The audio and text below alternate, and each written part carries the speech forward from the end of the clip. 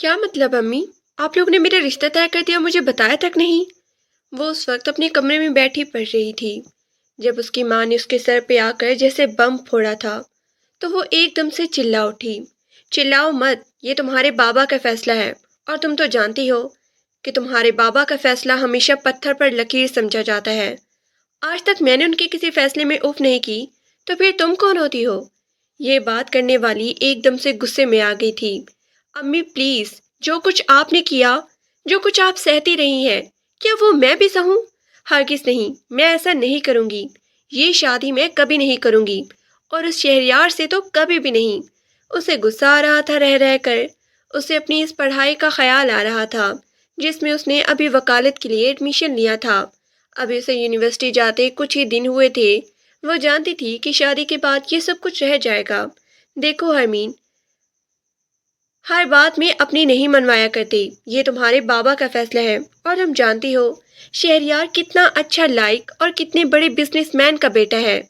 इससे तो लाखों लड़कियां शादी के लिए मरी जा रही हैं, और उसने तुम्हें चुना। इसका मतलब है कि वो वालदैन का इकलौता बेटा है, और फिर तुम उनकी तमाम जायदाद की इकलौती वारिस बन जाओगी।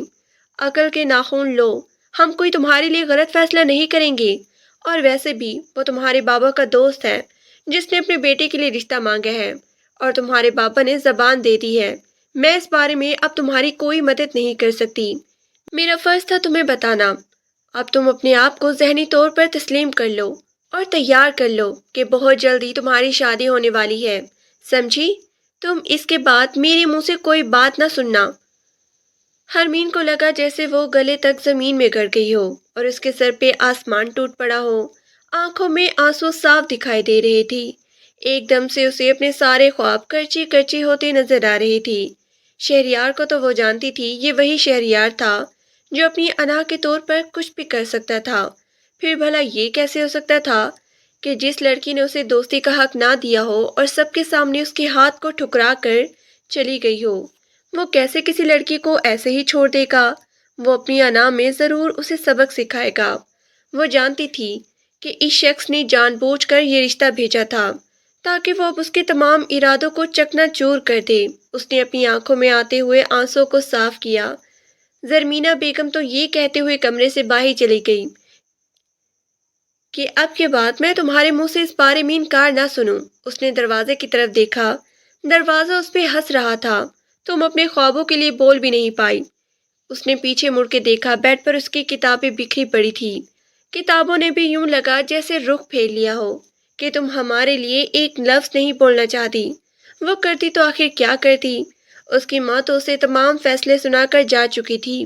बाप के बारे में वो जानती थी।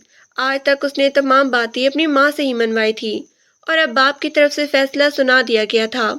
और ये फैसला सुनाने भी उसकी माँ आई थी जिसकी सिफारिश पे उसने वकालत में एडमिशन लिया था। उसे एक पल में अपने तमाम ख्वाब चकनाचूर होते हुए नजर आने लगे। बेबसी से आंसू बहाते हुए वो वहीं पर जैसे घुटनों के बल ढह सी गई थी। रह रह कर उसे वो पल याद आ रहा था जब उसने शहरियार से हाथ मिलाने पर इनकार किया था, और वो शख्स अपनी ना पर इस कदर आ गया था कि अब वो उसे शादी करना चाहता था। हालांकि उसने यही कहा था कि मैं ऐसे शख्स को नापसंद करती हूँ जो औरत को हाथ बांध के रखना चाहता हो। उसे वो बात याद आई, और फिर वो खुद ही उसकी रस्सी में फंसने वाली थी। आंखों में उमड़ते आंसू को उसने पीछे की तरफ धकेला, और फिर खामोशी से अपनी सारी किताबें बंद कर दी। अब उसका दिल पढ़ाई में नहीं लगने वाला था। वो अब ढेर सारी देर रोना चाहती थी, अकेला रहना चाहती थी। वो अपनी किताबें बंद करती खिड़की के सामने फर्श पे बैठ गई थी। ये खिड़की हमेशा उसके साथ रही थी। अब वो अपने गम में इस खिड़की के पास आकर बैठ चुकी थी और खामोश आंसू बहा रही थी। 2 दिन गुजर चुके थे। घर में वाकई में उसकी शादी के लिए चहल पहल होना शुरू हो गई थी। अब तो हर रोज उनके घर में कोई ना कोई मेहमान आया ही रहता था, और वो थी उसके ससुराल वालों में से। और उनके आने पर उसके बाबा अनवर कासमी और उसकी मां सरमीना बेगम तो पीछे चले जाते थे। बस एक नाखुश थी तो वही। उनके आने पर उसे हमेशा सदमा लग जाता था। वो अपनी शेल्फ में सजी हुई किताबों को देखती। ये वो किताबें थी जिनके साथ उसने अपना मुस्तकबिल जीना था। उसे वकालत करनी थी। वकालत की इतनी मोटी मोटी किताबें। اب شیلف میں خاموشی سے کھڑی اسے دیکھتی رہتی تھی کہ کب وہ آئے اور یہ اٹھا کے پڑھنا شروع کرے، لیکن اب کتابوں کی قسمت میں اس کو ہاتھ میں آنا نہیں لکھا تھا، کیونکہ اس روز انور قاسمی نے اسے یونیورسٹی جانے سے منع کر دیا تھا۔ ان کا کہنا تھا کہ اب اس کی شادی ہونے والی ہے تو اب وہ کسی طور پر بھی باہر نہ جائے، معلوم نہیں کہ وہ لوگ کب اور کس وقت آ جائے، پھر ان پر یہ اچھے امپریشن نہیں پڑتا۔ اور دوسری بات یہ کہ اب شادی میں بس صرف یہ کچھ ایک ہفتہ یا 5 دن ہی بچے ہیں۔ میں نہیں چاہتا کہ تم گھر سے باہر جاؤ، شادی کے بعد اگر کوئی تمہیں اجازت دے تو پھر آگے پڑھنا، اور ویسے بھی اس کا باپ میرا بہت ہی اچھا دوست ہے، اور دوست ہونے کے علاوہ میرا بزنس پارٹنر بھی ہے، اور اب شادی کے بعد تو ہمارا بزنس اور بھی مضبوط تعلق میں ہو جائے گا۔ میں ان سے کہوں گا کہ وہ تمہیں آگے پڑھائیں اور تمہیں وکیل ضرور بنائیں، اور اگر نہ بننے دیں تو ان کے گھر میں کسی چیز کی کوئی کمی نہیں ہے۔ بابا نے اپنا فیصلہ سنا دیا تھا اور وہ اپنے اس فیصلے پر بہت ہی خوش تھے۔ انہوں نے بے بسی سے اپنے باپ کی جانب دیکھا تھا، وہ کتنی عجلت میں اس کی زندگی کا سب سے بڑا فیصلہ کر چکے تھے، انہیں اس چیز کا احساس تک نہیں تھا۔ شادی ایک الگ بات تھی، اور وہ ایسے شخص کے ساتھ تو اپنی زندگی ہرگز نہیں گزارنا چاہتی تھی جو ضد کے طور پر کسی کی بھی زندگی خراب کرنا چاہتا ہو، جو کچھ بھی کر سکتا ہو اسے اپنی ذات کے علاوہ کسی کی ذات دکھائی نہ دیتی ہو۔ انا میں اس شخص کی ناک کٹ جاتی ہو۔ اس نے بڑے ہی دکھ سے اپنے والد کی طرف دیکھا جو کہ اسے یہ کہتے ہوئے دعائیں دیتے ہوئے باہر چلے گئے تھے۔ اس کا مطلب تو یہ تھا کہ اس بزنس کے اوس بیچا جا رہا تھا۔ امی، بابا مجھے اپنے بزنس کے لیے اپنے دوست کی بیٹی کے ساتھ رخصت کر رہے ہیں تاکہ اس کا بزنس سیٹ ہو جائے۔ وہ کچن میں کام کرتی زرمینہ بیگم کی طرف آئی تھی۔ زربینہ بیگم کے پیاز کاٹتے ہاتھ ایک دم تھمے تھے۔ تمہیں یہ بات کس نے کہی؟ اور اگلے ہی لمحے انہوں نے اپنے آپ پر غصہ طاری کرتے ہوئے سنجیدگی سے کہا، بابا کی باتوں سے مجھے لگا، انہوں نے کہا کہ اس شادی کے بدلے میں ان کا بزنس سیٹل ہو جائے گا۔ تو کیا مطلب بابا مجھے بزنس کے عوض بیچ رہی ہیں؟ اس نے کسی سوچ میں ڈوبے ہوئے کہا۔ تو زرمینہ بیگم نے اس کی جانب دیکھا، ان کی آنکھوں میں بھی بے بسی تھی، لیکن وہ اس پر ظاہر نہیں ہونا چاہتی تھی۔ ایسی کوئی بات نہیں ہے، تم اپنے بابا کو جانتی ہو، انہوں نے اگر کسی کو زبان دے دی تو پھر بس اس زبان سے پیچھے ہٹنا ان کے لیے موت کے برابر ہوتا ہے، اور ان کا ہر فیصلہ پتھر پر لکیر ہوتا ہے، اس لیے میں بھی ان کے سامنے کوئی بات نہیں کر سکتی۔ اور ویسے بھی اب تو تمہاری شادی کی عمر ہے اور نکلی جا رہی ہے، اتنا اچھا رشتہ اس کے بعد نہیں ملے گا، اور نہ میں بات کر سکتی ہوں اس معاملے میں، اور نہ ہی کرنا چاہتی ہوں، اس لیے تمہارے لیے یہی بہتر ہوگا کہ خاموشی سے اپنے آپ کو اس رشتے کے لیے تیار کرو۔ انہوں نے بھرپور نگاہ اس پر ڈالی اور سنجیدگی سے کہتی ہوئی آگے بڑھ گئی۔ ان کا چہرہ سپاٹ تھا، ان کی آنکھیں بے بس سی خالی تھیں، جبکہ وہ اپنی آنکھوں میں امڑتی آنسوں کو پیچھے دھکیلنے کی ناکام کوشش کر رہی تھی۔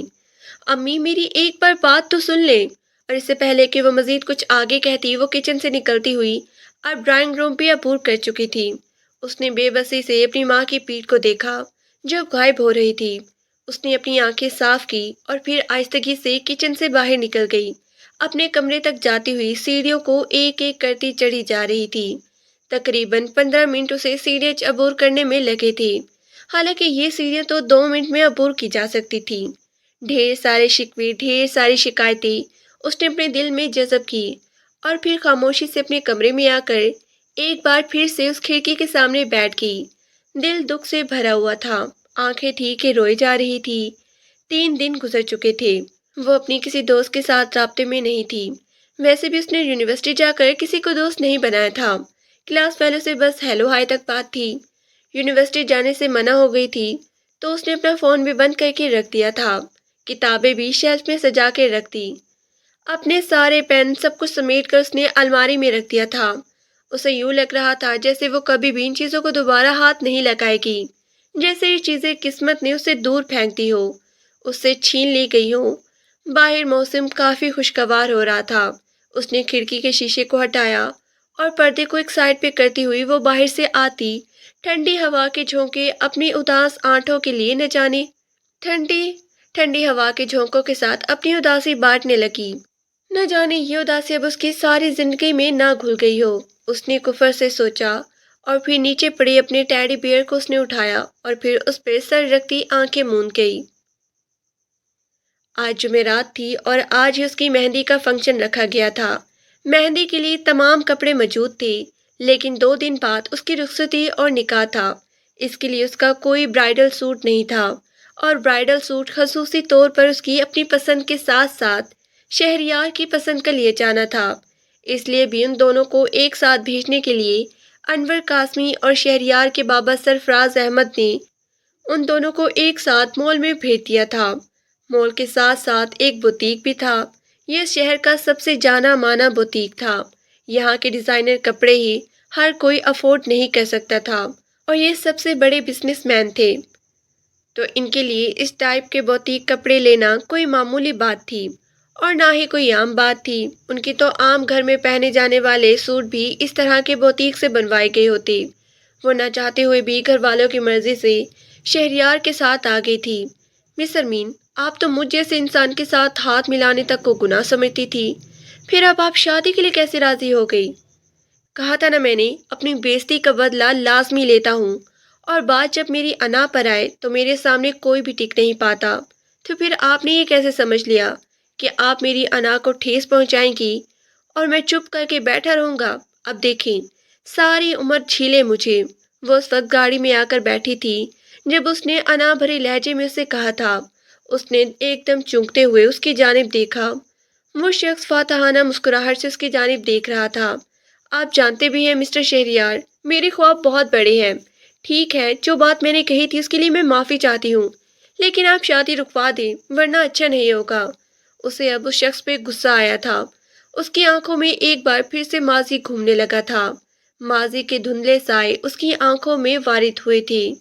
کسی پارٹی میں وہ سب لوگوں کے ساتھ تھی جب اس شخص نے اس کی طرف دوستی کے لیے ہاتھ بڑھایا تھا، اور اس نے کہا تھا کہ وہ ایسے انسان کے ساتھ کبھی ہاتھ نہیں ملائے گی جو 10 لڑکیوں کے ساتھ پھرتا ہو، کیونکہ اس نے دیکھا تھا کہ وہ ایک بگڑا ہوا امیر زادہ تھا، اور باپ کے بزنس مین ہونے کی وجہ سے وہ پورے شہر میں دھن دھناتا پھرتا تھا۔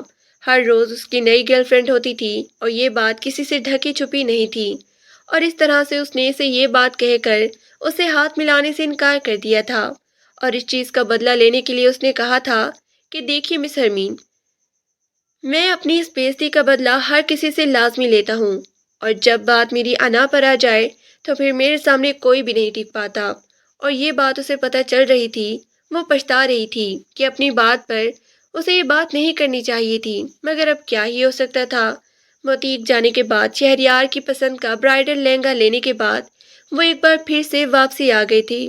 شہریار راستے میں اس پر طنز کے تیر چلاتا آیا تھا، بلکہ وہاں بھی طنز سے اس کی جانب دیکھتا رہا تھا۔ وہ اسے کئی بار کہہ چکی تھی کہ وہ وکیل بننا چاہتی ہے، لیکن وہ انسان اپنی بات پر بضد تھا۔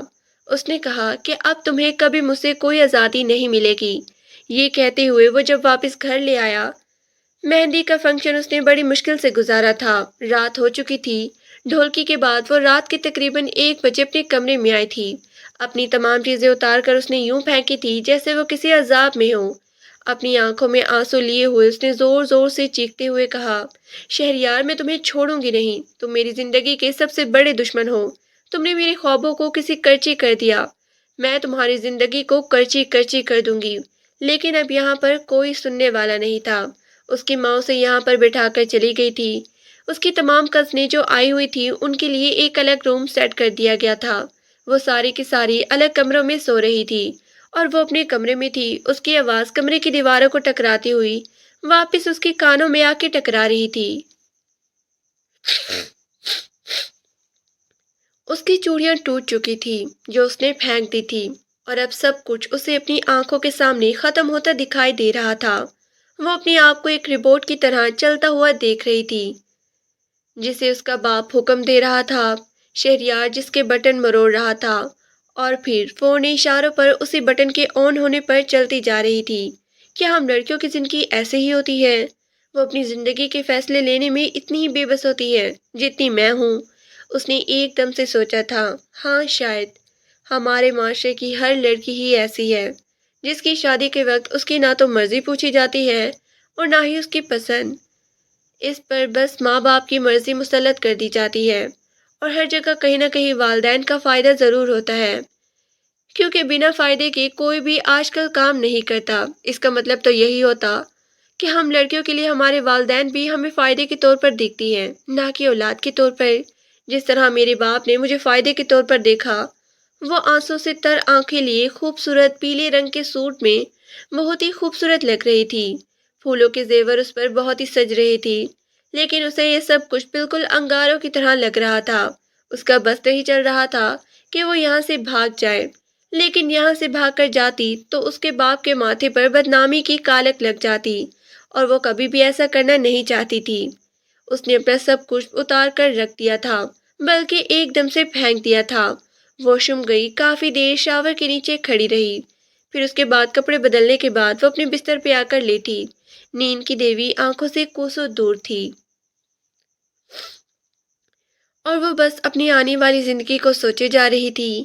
بار بار بار شیلف میں رکھی وکالت کی وہ کتابیں جنہیں پڑھنے کا شوق اسے بچپن سے تھا، ان کی طرف دیکھتی اور اسے یوں لگتا جیسے یہ وکالت کی کتابیں اس کے منہ کو چڑھا رہی ہیں، اسے کہہ رہی ہو کہ تمہیں شرم آنی چاہیے، تم نے اپنے خواب پورے کرنے کے لیے ہمیں چنا، ہم پر اتنے پیسے خرچ کر کے لائی اور پھر اپنی شیلف میں سجا کے رکھ دیا، تمہیں شرم تو آتی نہیں ہوگی۔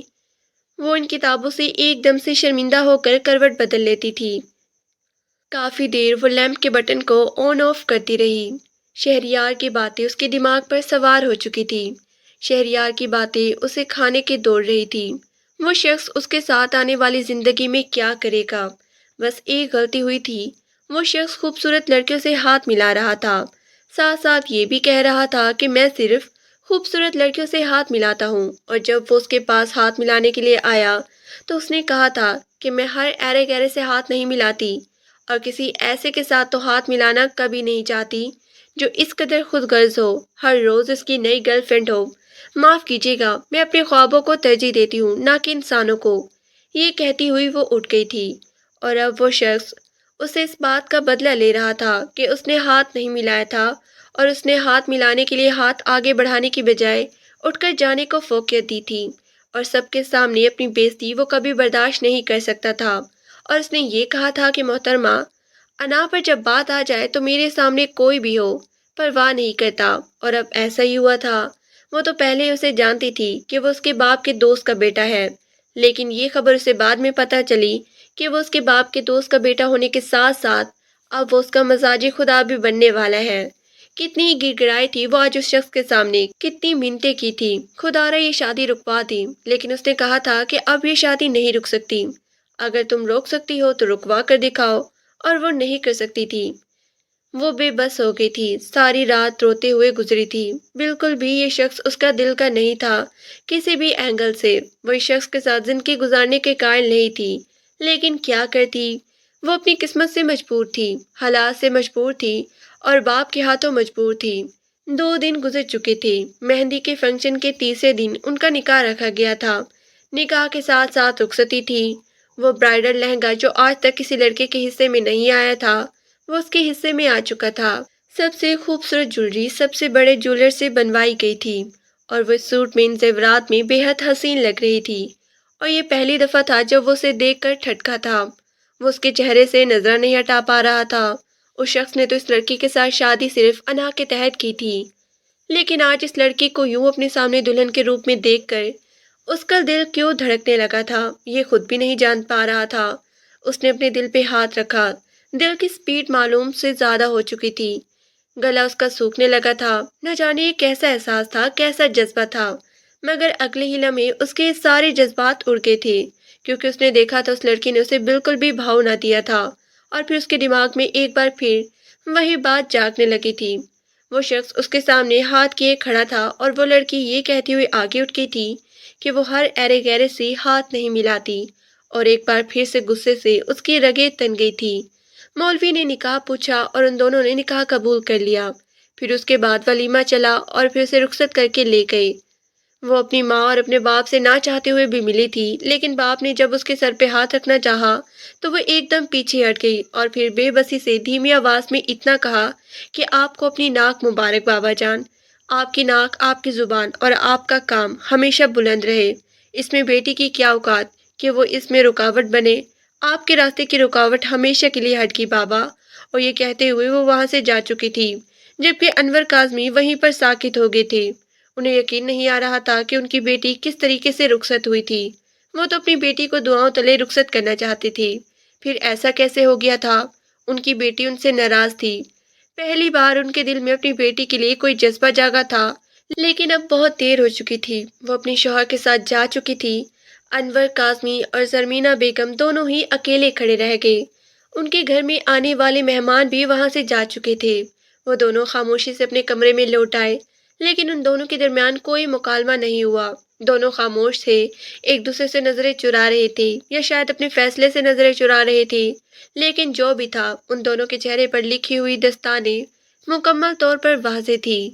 یہاں آنے کے بعد اسے علم ہو گیا تھا کہ یہاں کے لوگ ویسے نہیں تھے جس طرح وہ گمان کرتی تھی۔ اس نے تو ان خاندانوں میں سے صرف شہریار کو ہی دیکھا تھا، جیسے ان کے خاندان کا ہر فرد ایسا ہی ہے، جو ضدی ہے، بد اخلاق ہے، لیکن یہاں ایسا کوئی نہیں تھا۔ اپنے خاندان میں شاید وہی شخص تھا، باقی سبھی لوگ بہت ہی اچھے تھے، سب نے اسے بہت ہی پیار اور محبت دی تھی۔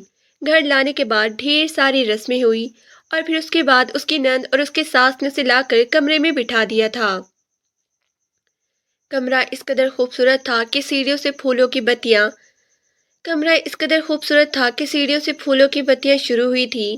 پھر یہیں ایک راستہ بنا تھا، یہیں راہداری پھولوں کی پتیوں کی راہداری بنی تھی، اس کے کمرے تک آئی تھی۔ کمرے کا دروازہ کھلا جہاں پر لینزر لائٹ لگی ہوئی تھی۔ ادھر ادھر سب ہی جگہ پر پھول بکھرے پڑے تھے، چنبیلی اور گلاب کے پھولوں کی سیج سجائی گئی تھی۔ بیڈ کے بالکل درمیان میں پھولوں کی پتیوں کا ایک دل بنا تھا، جسے دیکھ کر وہ حیران رہ گئی تھی۔ پھولوں کی سیج ہر لڑی پر دو دو پھول جھڑیاں لٹک رہی تھی۔ یہ پھول جھڑیاں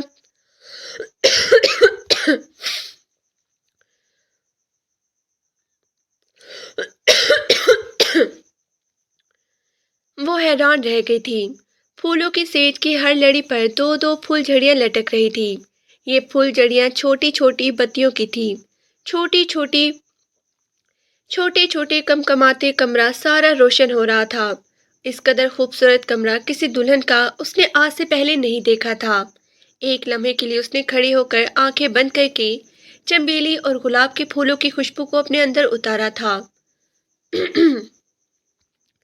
وہ سب کچھ بھول چکی تھی، وہ ڈپریشن، وہ سوچے، وہ شہریار کا مزاج، وہ بدلا، وہ نام، اس کی شادی، وہ باپ کا فیصلہ اور فیصلے پر قائم رہنا، اس کی خوابوں کا ٹوٹ جانا، وہ سب کچھ بھول چکی تھی۔ اسے یاد تھا تو بس اتنا کہ آج وہ ایک نئی نویلی دلہن ہے اور اس کے لیے خوبصورت کمرہ سجایا گیا ہے۔ وہ اپنے آپ کو خوش نصیب سمجھنے لگی تھی، جیسے اس قدر چاہنے والا سسرال اور چاہنے والے لوگ ملے تھے، اتنا خوبصورت کمرہ ملا تھا۔ اور پھر اگلے ہی لمحے اس کی نند نے اس کا لہنگا سنبھالتے ہوئے اسے اس کی بیڈ پر بٹھایا، پھر اس کا لہنگا صحیح کرتے ہوئے وہاں سے چلی گئی۔ اس کی ساس نے اسے بنیادی باتیں سمجھائی اور کہا کہ شہریار کے غصے کا خیال رکھے، جب اسے غصہ ہو تو اس کے سامنے خاموش رہے، اسے کچھ نہ کہے تو وہ ہمیشہ اس کے تابع رہے گا۔ اور پھر اس کی شخصیت کے بارے میں کچھ باتیں بتانے کے بعد وہ وہاں سے چلی گئی، اور یہ بھی کہہ دیا کہ کسی چیز کی ضرورت ہو تو مجھے آواز دے دینا، ساتھ والا کمرہ میرا ہے۔ اور پھر وہ کمرے کا دروازہ بند کرتے چلی گئی۔ وہ خاموشی سے بیڈ پہ بیٹھی تھی، وہ اپنی ماضی کی کوئی بھی چیز اپنے ساتھ نہیں لائی تھی۔ آج وہ حرمین فاطمہ سے حرمین شہریار بن گئی تھی۔ علم بھی نہیں تھا، یقین بھی نہیں تھا کہ وہ کبھی اس منصب پر فائز ہو گئی۔ ایک بار پھر سے اسے شہریار کی باتیں یاد آئی اور اس کی آنکھوں سے آنسو سے بہنے لگے۔ کچھ دیر خاموش رہنے کے بعد اس نے ایک بار پھر سے اپنے آنسو صاف کیے، اور تبھی دروازہ کھلنے کے بعد اس نے ایک دم سے اپنے دل کو زور زور دھڑکتا ہوا محسوس کیا۔ پھر خاموشی سے اپنے بب کو بٹھا دیا۔ وہ بہت ہی طریقے سے بیٹھی تھی، وہ اپنے دماغ میں ترتیب دینے لگی، وہ باتیں، وہ جملے جو وہ ابھی شہریار کو کہنے والی تھی، لیکن وہ کہاں سے شروع کرتی اور کیسے شروع کرتی۔ ابھی وہ سوچ ہی رہی تھی کہ وہ اس کے قریب آیا، بیڈ کے قریب۔ وہ جو آیا ہی اسے یوں لگا جیسے اس کا دل اچھل کر حلق میں آ جائے گا، لیکن وہ پھر بھی خود پر کنٹرول کیے بیٹھی رہی۔ اس نے اپنے سر سے کلا اتار کر رکھا اور پھر آہستگی سے بیڈ کی پائٹی کی طرف اس کے ساتھ بیٹھ گیا۔ کیسا فیل ہو رہا ہے مسز حرمین شہریار بن کر؟ اس کی بات پر وہ ایک دم سے تلملا اٹھی تھی۔ وہ جو کافی دیر سے اپنے دماغ میں آئی ہوئی باتوں کو ترتیب دے رہی تھی، ایک دم سے اچھل پڑی اور پھر دونوں ہاتھوں سے اسے دھکا دیتے ہوئے کہنے لگی شہریار احمد، میں تمہیں چھوڑوں گی نہیں، تمہاری زندگی میں اجیرن کر دوں گی۔ مجھے طلاق چاہیے، ابھی کے ابھی طلاق چاہیے۔ میں نے کہا تھا نا کہ مجھے شادی نہیں کرنی، یہ شادی میری پسند کی نہیں ہوئی۔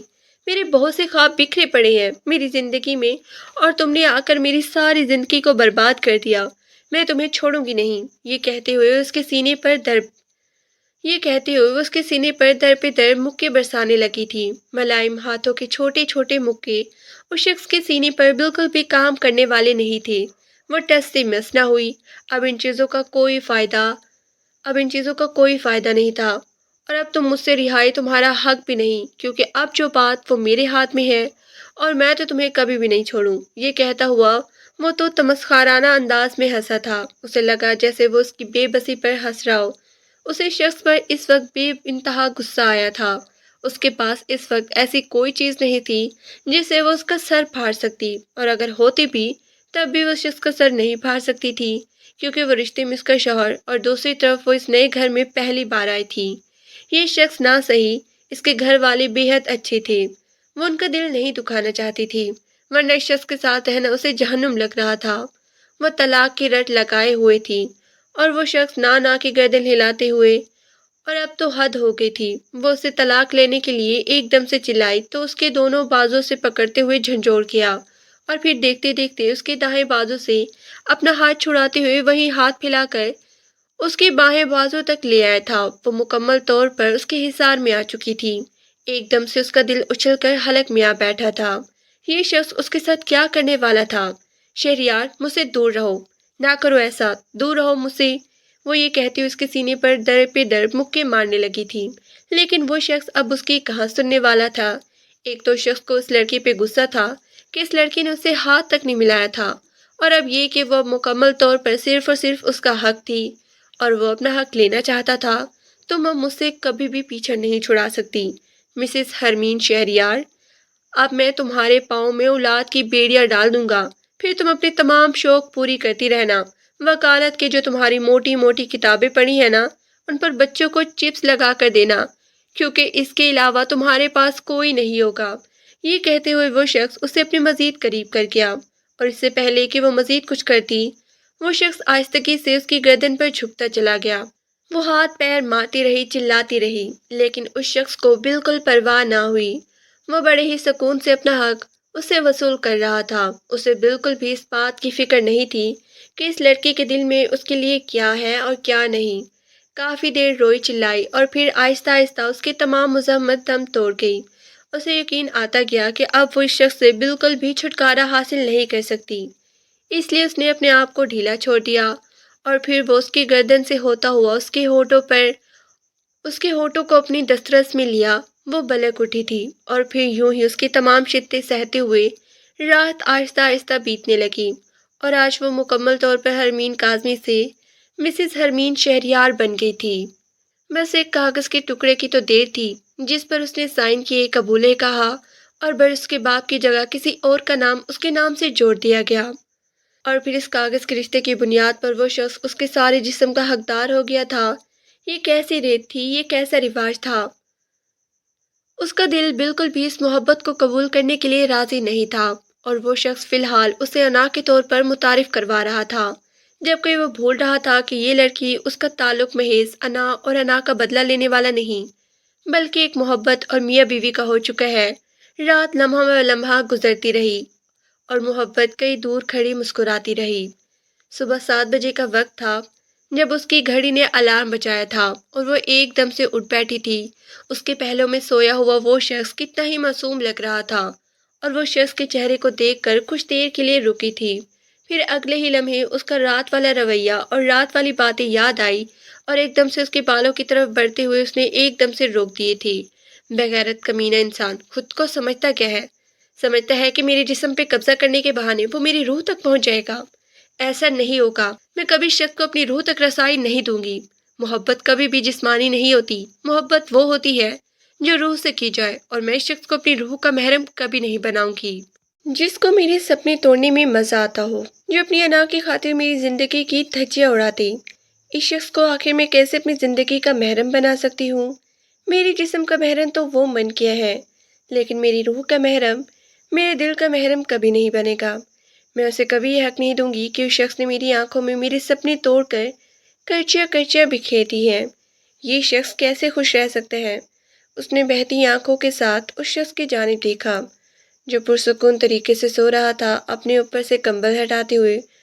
وہ بھی کھڑی ہونے ہی والی تھی کہ اس شخص نے اس کی کلائی پکڑی اور ایک دم سے اپنی جانب کھینچا۔ وہ شخص جاگ رہا تھا، کتنی مہارت سے وہ سونے کی اداکاری کر رہا تھا۔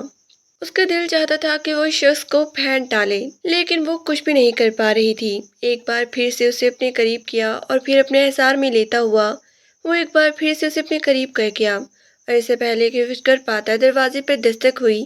وہ جلدی سے اس کے قریب سے دوپٹہ پڑا دیکھ کر وہاں سے اٹھ کھڑی ہوئی اور بھاگتی ہوئی دروازے کی جانب بڑھی۔ اس نے دروازہ کھولا، سامنے وجیہہ کھڑی مسکرا رہی تھی۔ یہ اس کی نند تھی جو حرمین کے آنے پر بے انتہا خوش تھی۔ بھابھی، آپ ابھی تک تیار نہیں ہوئی؟ مما نے مجھے بھیجا ہے کہ باہر ناشتے کے لیے آپ لوگوں کا انتظار ہو رہا ہے۔ مجھے بھیجا ہے کہ میں آپ کو تیار کر دوں۔ آج آپ میرے ساتھ آئیں، اور بھائی ابھی تک لیٹے ہوئے ہیں، انہیں اٹھائے نا۔ اور پھر یہ کہتے ہوئے وہ جلدی سے شہریار کی جانب بڑھی۔ شہریار بھائی، اٹھ بھی جائیں، آج تو آپ کی زندگی کا سب سے بڑا دن ہے۔ دیکھیں، آپ کی برائڈ آپ کے سامنے کھڑی ہے، ابھی تک تیار نہیں ہوئی۔ آپ کا تو حق تھا کہ انہیں دلہن کی طرح ایک بار پھر سے سجا کر باہر لاتے۔ اٹھ جائیں آپ تو ابھی تک گدے گاڑے بیچ کر سو رہی ہیں۔ یہ کہتے ہوئے وہ حرمین کو لیتے ہوئے ڈریسنگ روم میں آ گئی۔ ڈریسنگ روم میں سے اس کا ایک خوبصورت سا ڈریس نکال کر اس نے اسے پکڑایا۔ یہ گلابی رنگ کا فیری ڈریس تھا جو بے انتہا خوبصورت لگ رہا تھا۔ آج ولیمے کا، اور ولیمے کے لیے اس نے اپنے دونوں کو تیار کرنا تھا۔ ولیمہ دن کے وقت رکھا گیا تھا کیونکہ ان کے دور دراز کے بہت سے رشتہ دار تھے جنہوں نے رات کے وقت واپس چلے جانا تھا، اس لیے ولیمہ دن کا تھا۔ اور اب ناشتے کے لیے حرمین کے گھر والے آئے ہوئے تھے جو ناشتہ لائے تھے۔ حرمین ان سے ملنا نہیں چاہتی تھی، لیکن بے بسی کی حالت یہ تھی کہ اسے لازمی طور پر لوگوں سے ملنا پڑا تھا۔ وہ جب تیار کر کے بیٹھی تو سامنے تیار کھڑا شہریار اسے دیکھ کر ایک دم سے حیران رہ گیا تھا۔ وہ واقعی میں کوئی پری لگ رہی تھی، کسی بچپن میں دیکھی ہوئی فیری ٹیل مووی والی فیری۔ بہت خوبصورت، بے انتہا حسین۔ اس نے دیکھتے ہی ماشاءاللہ پڑھا تھا، اور اس کی اتنی اونچی آواز میں ماشاءاللہ پڑھنے کی وہ سن چکی تھی، اور اس کے اس ماشاءاللہ پڑھنے پر وجیہہ کا ایک زوردار کہکا نکلا تھا۔ واقعی میں بھابھی، آپ بڑی ہی خوش قسمت ہیں، کیونکہ شہریار بھائی نے آج تک کسی کی جھوٹے منہ بھی تعریف نہیں کی، اور آپ کو دیکھ کر وہ ماشاءاللہ پڑھ رہے ہیں۔ اس کا ایک ہی مطلب ہے کہ آپ ہی ان کی پسندیدہ عورت ہیں، اور آپ پر دل و جان سے قربان ہیں۔ وہ چھوٹی تھی مگر پھر بھی شرارتی تھی، اور اس کی ان شرارتوں پر حرمین کے لیے فل ہنستی تھی۔ ٹھیک ہے، آپ دونوں جلدی سے باہر آ جائیں، میں باہر جا کر مما کو بتاتی ہوں کہ آپ دونوں تیار ہو گئے ہیں اور آ رہے ہیں، تاکہ کھانا ڈائننگ ٹیبل پر لگا دیا جائے۔ یہ کہتی ہوئی وہ دروازہ بند کرتی کمرے سے نکل گئی، جبکہ اس کی طرح اس کی جانب بڑھا تھا۔ وہ خاموشی سے کھڑی آئینے میں اپنا عکس دیکھ رہی تھی کہ پیچھے سے اس کا عکس دکھائی دیا، اور پھر دیکھتے ہی دیکھتے ہوئے اس کی کمر میں ہاتھ ڈالے اسے اپنے قریب کر کیا تھا۔ تو میں نے تم سے تمہاری شادی تمہارے حسن کے لیے کی تھی، لیکن کیوں تم ہر بار جب میرے سامنے آئی ہو تو ایک نیا روپ میرے دل میں بالکل سما جاتی ہو؟ باہر سے میں تمہیں دیکھتا ہوں تو یوں لگتا ہے جیسے نئے سرے سے دیکھ رہا ہوں، جسے زندگی میں نے کبھی کوئی حسین لڑکی دیکھی نہیں۔ تم میں کیا ہے ایسا جو باقی لڑکیوں میں نہیں؟ تم میں کیا چیز ایسی جو مجھے تمہاری اتنی قریب کرتی ہے؟ وہ اس کے کان کے قریب اپنا چہرہ لا کر کہہ رہا تھا، اور وہ حیران پریشان اس شخص کو دیکھ رہی تھی۔ ایک رات میں یہ شخص کتنا بدل گیا تھا۔ اور پھر اگلے ہی لمحے وہ بولی، انکل آنٹی اور مما پاپا ہمارا انتظار کر رہے ہیں، میرے خیال سے ہمیں چلنا چاہیے۔ اس سے پہلے کہ وہ ایک بار پھر سے اپنی شدت اس پر نچھاور کرتا، وہ جلدی سے کہتی ہوئی نیچے کی طرف آ گئی۔ وہ بھی پیچھے سے مسکراتا اس کے پیچھے بڑھ گیا۔ سارا دن مہمان میں لگا رہا، پھر اس کے بعد ولیمہ، ولیمے کے بعد سبھی مہمان ایک بار پھر سے آ کر ملنے لگے، اور پھر رات گئی تک مہمان آتے جاتے رہے۔ خاندان کے سبھی لوگ مبارکباد دینے کے لیے آ رہے تھے۔ ایک بار پھر سے ان دونوں کی ایک حسین رات ان کی منتظر تھی۔ ابھی وہی ہونے لگا تھا، دن ان کے لیے کوئی نہ کوئی دعوت رکھی جاتی تھی، اور وہ اس دعوت میں خوب انجوائے کرتی تھی۔ بستہ آہستہ آہستہ گزرنے لگی، اور اب ہفتہ گزر چکا تھا۔ ایک ہفتے میں وہ اپنے مائکے ایک بار بھی نہیں گئی تھی، حتیٰ کہ مکلاوے کے لیے بھی اس نے جانے سے منع کر دیا تھا۔ اور اب شہریار کی فیملی اسے بالکل اپنی فیملی لگنے لگی تھی، اور اس فیملی نے اسے وہ محبت، وہ پیار دیا جس کو وہ ہمیشہ سے خواہش مند تھی، اور اب وہ اپنے میکے کسی طور جانا نہیں چاہتی تھی۔ اب ان کی شادی کو مکمل ایک ہفتہ ہو گیا تھا۔ جب وہ صبح سویرے کھڑی تھی، وہ اٹھ کر آیا۔ اس نے ابھی صرف جیکٹ ہی پہن رکھی تھی۔ اس کے گیلے بالوں کو دیکھتا وہ اس کی خوشبو سونگھتا ہوا وہ اس کے اپنے قریب کر گیا۔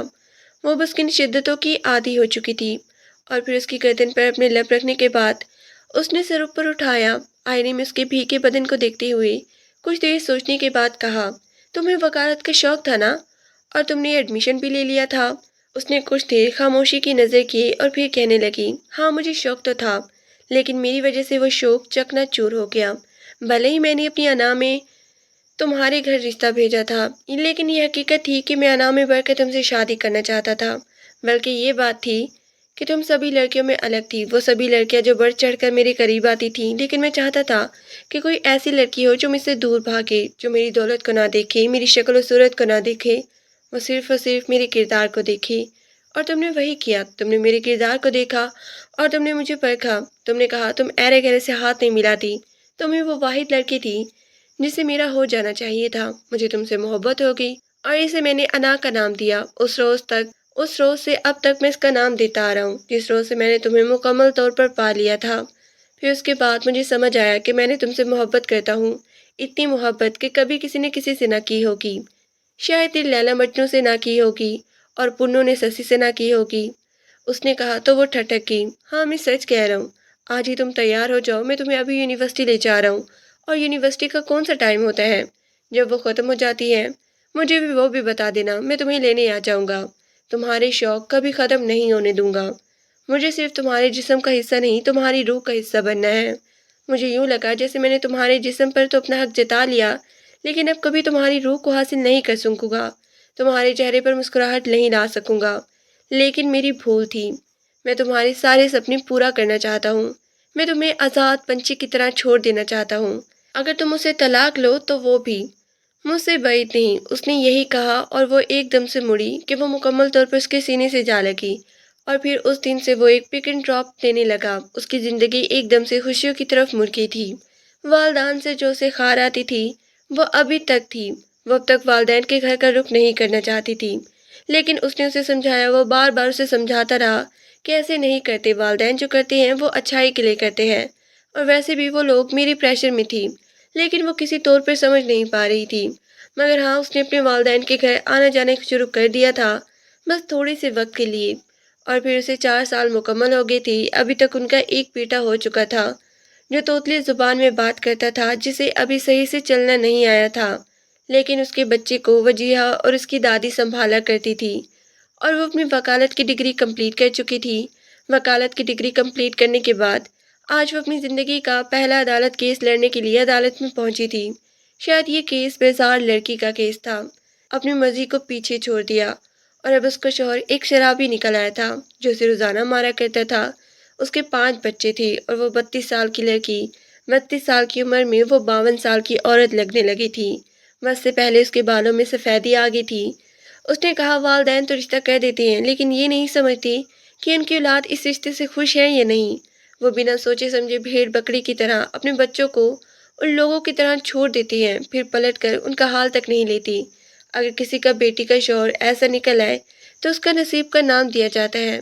آخر کیوں؟ میں اس لڑکی کا حق لینے کے لیے بولنا چاہتی ہوں، اسے اس کے شوہر سے علیحدگی کر دی جائے، یا پھر اس کے شوہر پر پابندی لگائی جائے کہ وہ آج کے بعد اس پر ہاتھ نہ اٹھائے۔ میں لڑکیوں کے ساتھ ہوں، اور اگر ان کے پاس کوئی رہنے کا ٹھکانہ نہیں تو میں ان عورتوں کے لیے کیمپین چلا رہی ہوں۔ میرے پاس بے سہارا عورتوں کے لیے کافی جگہ ہے، میں ان بے سہارا عورتوں کو اپنے پاس رکھنا چاہتی ہوں۔ اور اسی وقت عدالت میں تالیاں گونجی تھی۔ وہ اپنا پہلا کیس جیت چکی تھی۔ اس کے ساتھ ساتھ عدالت کے پیچھے پڑی ہوئی کرسیوں میں سے ایک کرسی پر اس کا شوہر شہریار بیٹھا تھا، جس کی انا اب کہیں غائب ہو چکی تھی۔ وہ مسکرا کر اپنی بیوی کو دیکھ رہا تھا۔ اس کی گود میں اس کا ایک 6 ماہ کا بچہ تھا جو مسکراتے ہوئے اپنی ماں کی جانب دیکھ رہا تھا۔ دوسرا بچہ تو کہ 2 سال کا تھا، وہ اپنی دادی کے پاس تھا۔ آپ نے کہا تھا نا کہ اب دروازے کھلے ہیں، میں جا سکتی ہوں، آزادی حاصل کر سکتی ہوں، تو میں نے آج خود ہی وہ دروازے بند کر دیے۔ میں آپ کو چھوڑ کر کبھی نہیں جاؤں گی۔ میں نے سوچا تھا کہ اس انسان نے زبردستی میرے جسم پہ قبضہ کیا ہے، میں اسے روح کا محرم نہیں بناؤں گی، لیکن وہ سچے اور کھرے انسان جو میرے جسم کے ساتھ ساتھ میری روح کے ساتھ ہونے کا حق رکھتے ہیں، آج کے بعد اس راستے کی طرف میں کبھی نہیں دیکھوں گی۔ یہ کہتے اس نے اپنے شوہر کے کندھے پہ ہاتھ رکھا، سر رکھا اور پھر اپنے بیٹے کو مسکراتے ہوئے ان دونوں کی جانب دیکھتے ہوئے ایک خوبصورت سی مسکراہٹ ان دونوں کی جانب اچھالی تھی۔ ان دونوں کی محبت مکمل ہو گئی تھی۔ بالآخر ان کی کہانی اپنے انجام کو پہنچی اور وہ پرسکون ہو کر اپنے تمام خواب پورے کرنے کے بعد آنکھیں موند گئی۔